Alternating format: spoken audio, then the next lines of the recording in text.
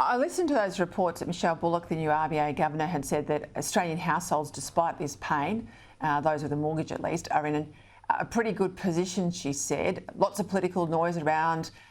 She said, don't look at that. Look at the fact that, they're resilient and they can keep taking this sort of pain if we can't get inflation under control. That worried me. I then saw the CPI and thought, well, there's a bit of hope there. We might not get a rate hike next Tuesday, but what do you think?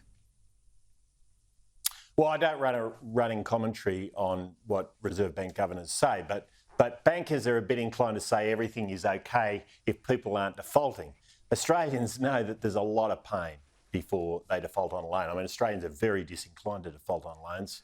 They want to pay them back, and they will make all sorts of sacrifices along the way, whether it's taking on an extra job, not buying something that they would otherwise buy. We know that they're digging deep into discretionary items. They're digging deep into their savings as well right now for many Australian households. So there is a lot of pain out there. I was at a food bank in Queensland, in Brisbane, just last week, and they're seeing triple the number of people coming through that they were seeing a year ago.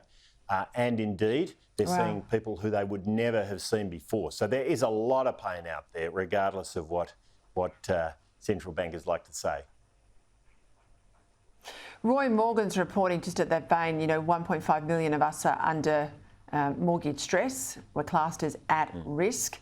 Household spending's down. We've talked about that. Domestic travel is down. That's if you can afford to fly. It's pretty costly.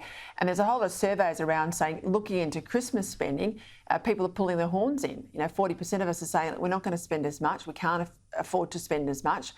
We'll rein in the spending. We perhaps might do a little bit less in terms of food and wine and all the other things around the festive season. We are already in a per capita recession. So what needs to happen if the government gets back to its day job next year and actually focuses on the economy? What do you want to see? Well, I want to see a government with the right priorities and a government that's making the right decisions. We're seeing a government with the wrong priorities, making the wrong decisions. And I'll give you a sense of this, Peter. You're absolutely right that we've got a GDP per capita recession. So what's that mean? The economy is going backwards from the point of view of individuals. In fact, it's worse than that, because what that means is the only thing driving the economy now is population growth, which is primarily immigration. We have an immigration-driven economy. Now, we're not against immigration, but we are against an economy that only grows because of immigration.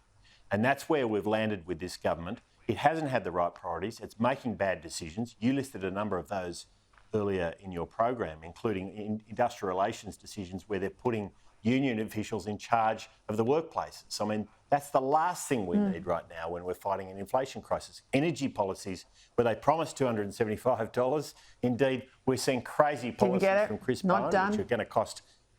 Yeah, exactly. So, we're seeing in fiscal policy, they've added $188 billion of spending since they came into government, aided by incredible coal and gas and iron ore prices, but meanwhile, they're not approving gas projects. So, I mean, this is a government that's getting it all wrong.